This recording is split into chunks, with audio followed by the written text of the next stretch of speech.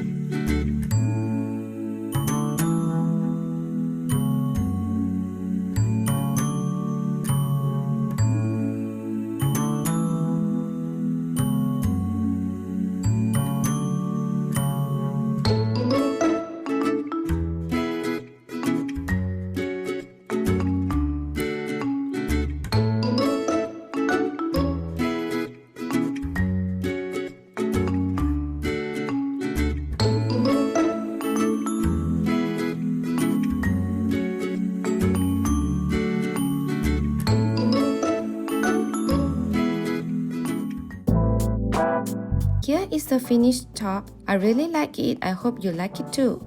It fits really nice and it is really comfortable. Since it only has elastic, you can wear it in so many different ways.